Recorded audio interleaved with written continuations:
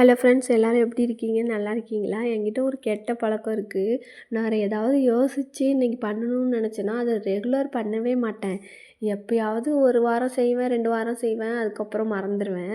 இப்படி தான் நான் சூப்பு டெய்லியும் போட்டு கொடுக்கலாம் பிள்ளைங்களுக்குன்னு நினச்சிட்டு இருந்தேன். நான் மறந்தே போயிட்டேன். இடையில ஸ்டாப் பண்ணிட்டேன். இப்போ புதுசாக ஆரம்பிச்சிருக்கேன். இந்த முருங்கைக்கீரையை பார்த்திங்கன்னா ரெட் கலர் தண்டு இருக்கும். நார்மலாக இருக்கிற முருங்கைக்கீரைலாம் பச்சை கலர் தான் தண்டு இருக்கும்.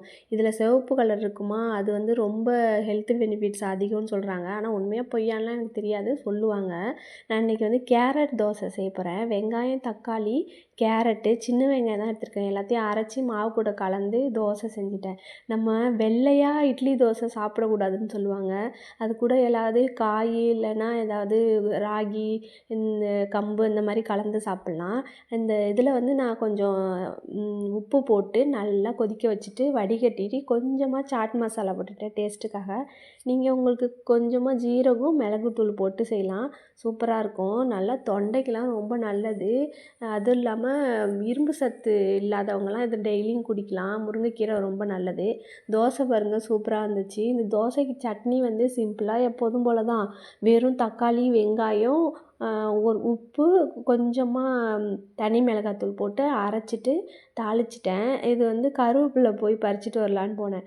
எங்கள் ஹஸ்பண்ட் என்ன பண்ணிடுவாங்க, ஒரு கருவேப்பிலையும் விட மாட்டாங்க. எல்லாத்தையும் வெட்டி போட்டுருவாங்க. இல்லைன்னா குட்டி குட்டியாக முளைக்கிற கண்ணெல்லாம் பிடுங்கி போட்டுருவாங்க. ஏன்னா எல்லா செடியும் வளர விடாம பண்ணுது அப்படின்னு. ஆனால் குஜராத் போயிட்டாங்கன்னு வச்சுக்கோங்களேன், அங்கே கருவேப்பிலைக்கு கஷ்டப்படுவாங்க. எங்கேயாவது ஒரு இடத்துல இருக்கும், போய் கஷ்டப்பட்டு வாங்கிட்டு வந்து ஸ்டோர் பண்ணி வச்சுப்பாங்க. கீழே ஏதாவது விழுந்துச்சுன்னா 1, 2 விழுந்தால் கூட பொறுக்கி எடுத்து ஃப்ரிட்ஜில் வச்சுப்பாங்க. இது வாசல்லாம் நல்லா கூட்டாமல் குப்பையாக கிடக்குது. காற்று பயங்கரமாக அடிக்குதா, அதனால அந்த வேலையெல்லாம் கிச்சன் வேலை முடிஞ்சால் தான் வீட்டு வேலையை ஆரம்பிக்க முடியும். வெளியில் வேலை பார்க்க முடியும். இதெல்லாம் கூட்டி க்ளீன் பண்ணணும்.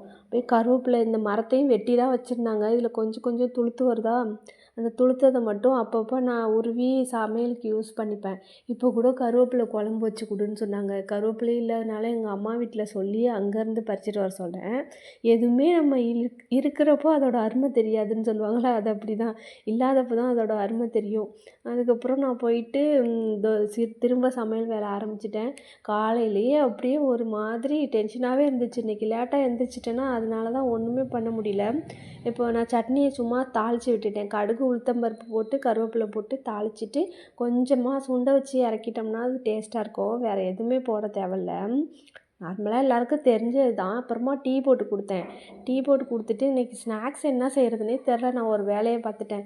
கொஞ்சமாக கிரேப்ஸ் இருந்துச்சா, அந்த கிரேப்ஸு, டேட்ஸு எல்லாத்தையும் போட்டு அது கூடவே பாதாமு, இந்த மக்கானா எல்லாத்தையும் போட்டு அரைக்க போனேன். அரைப்படவே இல்லை, அப்படியே முழுசு முழுசாகவே இருந்துச்சு. மிக்சியில் ஒரு மாதிரி ஸ்மெல் வர ஆரம்பிச்சிருச்சு. சரின்னு சொல்லிட்டு எடுத்துட்டு திரும்ப தனித்தனியாக போட்டு வெறும் பாதாமையும் இந்த மக்கானாவும் போட்டு அரைச்சேன்னா பவுடர் ஆகிடுச்சு. அது கூட டேட்ஸு இதெல்லாம் போட்டு நல்லா மிக்ஸ் பண்ணிவிட்டு கொஞ்சமாக கசகசாவை லைட்டாக வறுத்து வச்சுட்டு அதுக்கப்புறமா இது எல்லாத்தையும் நெய் போட்டு லைட்டாக வறுத்துட்டு அது உருண்டை மாதிரி குட்டி குட்டியாக பால் பண்ணி அந்த கசகசாவில் கோட் பண்ணி எடுத்துட்டேன். சூப்பராக இருந்துச்சு. கொஞ்சமாக நாட்டு சர்க்கரை போட்டுக்கிட்டேன். கொஞ்சம் பேரிச்சம்பழம் டேஸ்ட்டு அதிகமாக எனக்கு தம்பிக்கு பிடிக்காதா, அதனால கொஞ்சம் நாட்டு சர்க்கரை போட்டு கலந்துட்டேன். நல்லா ஸ்வீட்டாக இருந்துச்சு, ஆனால் டேஸ்ட்டாக இருந்துச்சு. ஏதோ கொடுத்து அனுப்பியிருக்கேன், சாப்பிட்றானான்றது தான் பெரிய பிரச்சனை. காலையிலே அந்த முருங்கைக்கீரை சூப்பு போட்டதையே நான் என்ன பண்ணேன், ஃபில்லரில் எடுத்து ஊற்றி விட்டேன்.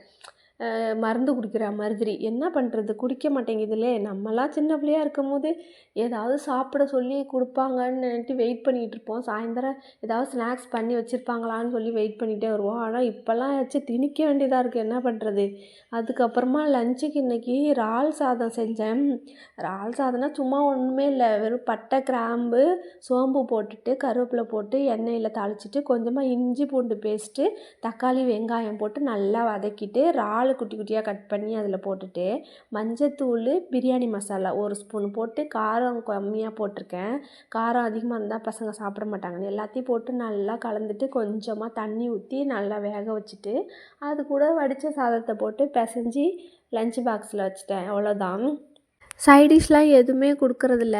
ஏன்னா, இப்ப முட்டை குடுத்துட்டுருந்தேன். முட்டை குடுத்தா அவனுக்கு இந்த நேரம் இந்த கிளைமேட்டுக்கு ஒத்துக்க மாட்டேங்குதுனால முட்டைய கட் பண்ணிட்டேன். இப்போ வந்து நான் சாதம் வடிச்சு அது கூட கலந்துக்க போறேன். நான் காய்கறி வேஸ்ட்டெல்லாம் முன்னாடிலாம் வேஸ்ட் பண்ணிட்டுருந்தேன். இப்போ என்ன பண்றேன்னா, செடிக்கு போட ஆரம்பிச்சுட்டேன். செடியில பாருங்க இந்த மிளகா நெறையா காய்ச்சிருக்கு கொச்ச கொச்சன்னு. இது நார்மலா நான் சமையலுக்கு யூஸ் பண்ண மிளகா தான். அந்த சமையலுக்கு யூஸ் பண்ணும்போது நம்ம கட் பண்ணிட்டு விதையெல்லாம் எடுத்துட்டு அதுக்கப்புறம் சமையலுக்கு யூஸ் பண்ணுவேன். அந்த விதையெல்லாம் சேர்த்து வச்சுட்டு போட்டேன்னா, அவ்வளோ சூப்பரா வளர்ந்துட்டு நல்லா கொச்ச கொச்சன்னு காய்ச்சிருக்கு. இந்த இடத்துல மட்டும் தான் செடி நல்லா வருது. அதனால தான் எல்லா செடியும் இந்த இடத்துல மட்டும் வச்சுருக்கேன். நார்மலா எல்லா இடத்துலையுமே வரமாட்டேங்குது. இங்க ஏன்னு தெரில. மண்ணு சரியில்ல போல. என் ஃப்ரெண்டு ஒருத்தவங்க கேட்டிருந்தாங்க குப்பை மேனி சோப்பு. இந்த இடையில எல்லா வேலையும் முடிச்சதுக்கப்புறம் இந்த சோப்பு செய்யலான்னு ஆரம்பிச்சிட்டேன். இல்லைன்னா குப்பை மேனி அரைச்சிட்டு ஆலோவேரா ஜெல்லு வீட்லேயே ஆலோவேரா பறிச்சுட்டு அதில் எசன்ஸ் இதெல்லாம் சேர்த்து குப்பை மேனி சோப்பு ரெடி பண்ணிட்டேன். குப்பை மேனி சோப்பு நான் எடுத்து மோல்டுலேருந்து எடுக்கிறப்ப வீடியோ எடுக்கணும்னு நினச்சேன், மறந்தே போயிட்டேன். அது பேக் பண்ணுறப்பயும் எடுக்க முடியல. இன்னும் நாளைக்கு நான் எப்படின்னு சொல்லி வீடியோ அப்லோட் பண்ணுறேன். இப்போ லன்ச்சு எடுத்துகிட்டு நான் வந்து ஸ்கூலுக்கு தான் போகிறேன். ஸ்கூலுக்கு போயிட்டு பையனை கூட்டிட்டு கிளாஸ்க்கு போகணும். போயிட்டு நான் வந்து திரும்ப வீட்டுக்கு 1 மணிக்கு தான் வந்தேன். வந்து திரும்ப சமைச்சிட்டு திரும்ப நான் வீடியோ எடிட் பண்ணி போட்டுட்ருக்கேன். இந்த வீடியோ உங்களுக்கு பிடிச்சிருந்தா லைக் பண்ணி சப்ஸ்கிரைப் பண்ணிக்கோங்க.